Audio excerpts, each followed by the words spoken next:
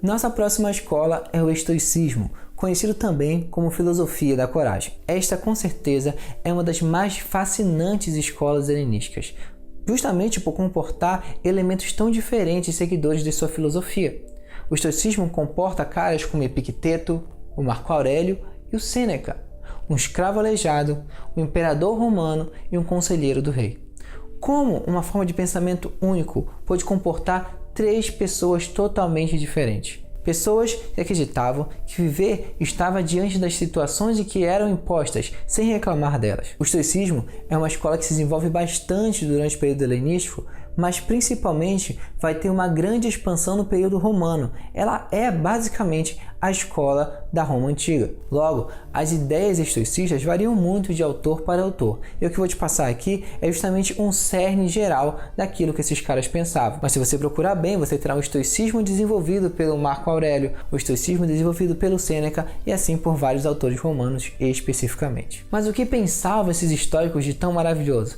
Deixa eu te dizer algumas palavras desses próprios caras para você poder entender a magnitude do pensamento deles. Vamos começar pelo Sêneca, o cara que foi conselheiro do Nero. Sêneca escreveu: existem erros cometidos por culpa de nossos conselheiros, que nos ensinam a debater e não a viver.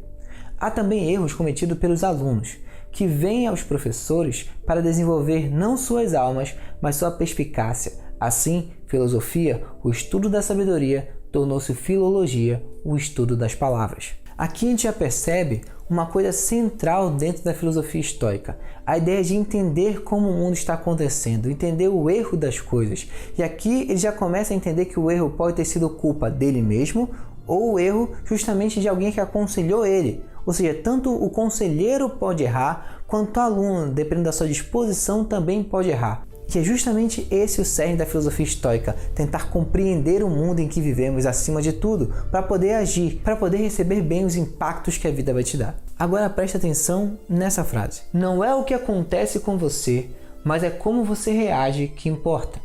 E essa frase pode não fazer muito sentido, ou pode já parecer muito forte para você, dependendo da situação, mas ela ganha outro panorama quando te digo que ela foi escrita por um escravo.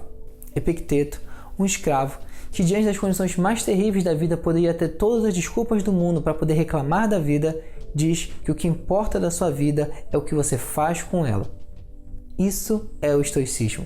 A ideia de você saber compreender a situação em que você está para poder agir. E não confunde isso com um simples conformismo. Os estoicos não são conformados. Eles entendem a possibilidade que a vida te dá. Até onde você pode fazer as coisas e até onde você não pode fazer. Por fim, vamos ao imperador Marco Aurélio. Ele escreveu: muito pouco é necessário para uma vida feliz. Está tudo dentro de você em seu modo de pensar. Tudo isso vai ganhar outra também perspectiva quando você pensar que eu estou falando do cara mais poderoso do mundo antigo, um dos mais poderosos, e principalmente quando você lembra que o que ele escreveu, ele não escreveu com forma de um livro para poder ser publicado por aí. Marco Aurélio escreve isso com um livro de anotação, uma espécie de diário para si mesmo. As meditações de Marco Aurélio são livros para autoconhecimento. Então esse cara não está fazendo uma propaganda do que ele acha que as pessoas devem fazer, e sim dizendo aquilo que ele acha que deve fazer para si mesmo. Trata-se de uma espécie de ritual catártico, em que ele escreve ensinamentos para ele mesmo. Marco Aurélio passou por diversas dificuldades na frente do seu império, e é justamente não perdendo isso de vista que a gente entende por que esse cara foi um dos maiores nomes do mundo antigo. Mas em resumo, os estoicos entendem que tudo na vida é passageiro. A vida tem essa qualidade de passar e eu preciso entender isso. Nada é infinito, tudo passa, tudo se esvai. Eu não posso me apegar às coisas porque elas vão passar. Então não posso ficar preso em algo muito bom e nem em algo muito ruim. Nada é muito forte que não vai passar nesse mundo. Tudo é passageiro, é que os estoicos pregam em geral. Outra qualidade do pensamento estoicos está na ideia de meditar a morte, justamente pensando nessa ideia de que tudo é passageiro. E a gente chama isso pelo lema latino, né? Meditatio mortis. E a gente pode lembrar também o lema da literatura, o memento mori. E esse lema do memento mori, ou seja, aquela ideia, para quem não lembra, de que um quadro especificamente teria uma espécie de figura, alguma espécie de elemento que lembraria a morte. Para quê? Para lembrar que a vida vai acabar, para te lembrar e você acordar e você lembrar que você precisa realmente aproveitar a vida. A vida está aí para ser vivida. De alguma maneira, isso também acontecia com os estoicos. Essa meditação sobre a morte está em relação à referência constante que aparece nos textos dos estoicos sobre a morte, para poder lembrar a finitude das coisas, para poder te fazer refletir bem sobre a vida. Refletir sobre a vida é refletir sobre a morte, é o que vão apontar os estoicos. Mas diante dos problemas da vida, diante das atribulações, o que você precisa ter em mente é que os estoicos pregavam o nihil mirare, a ideia de não se admirar. Você precisa ficar calmo diante das circunstâncias da vida. E para fazer isso, basta você compreender bem o que a vida é. Basta você entender que existem coisas que você pode fazer, coisas que você não pode fazer, coisas que estão no seu controle e coisas que não estão no seu controle. Compreender a situação e compreender essas coisas te faz viver melhor. Afinal, aquilo que não está no seu controle, aquilo que você não pode fazer, você simplesmente não pode se atribular, você não pode ficar triste, você não pode se magoar, ficar com ódio dessas coisas. Não tem por que a sua alma perder a sua tranquilidade diante de coisas da qual você não tem o mínimo controle. Agora, aquilo que você pode fazer, adivinha, você tem que fazer, você é obrigado a fazer. É por isso que o estoicismo é conhecido como filosofia da coragem, na ideia de que aquilo que você precisa fazer, você faz no mundo. É uma espécie de obrigação ética. Existem vários problemas no nosso mundo, eu sei, e o que os estoicos estão pregando de alguma forma é que você não demonstre uma espécie de empatia hipócrita diante das coisas. Se você se demonstra importante, se você chora por algo, você não pode simplesmente parecer não querer mudar aquela coisa.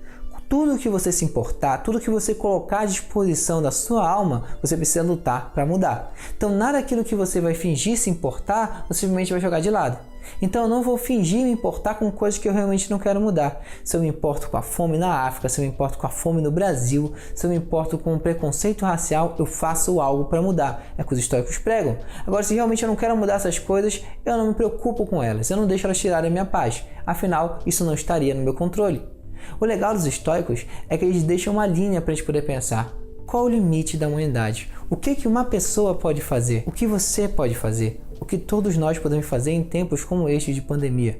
Afinal, o meu limite não é o mesmo do seu. Eu vejo muitas pessoas que eu conheço com as mesmas qualidades e dificuldades que eu fazendo muito mais. Isso me inspira a fazer muito mais. O nosso limite não está pré-concebido, nós criamos ele. Essa é a sacada muito importante que os estoicos nos apresentam. Mas lembra, a ideia principal é você não se perturbar, você parecer inalterável diante das coisas. Para isso, o que você vai desenvolver de alguma forma é uma apatia, uma ideia de supressão dos sentimentos. Não quer dizer que você também fica apático com relação a tudo, não leve ao extremo. Essa palavra moderna pode nos preocupar e nos trazer a um pensamento errôneo.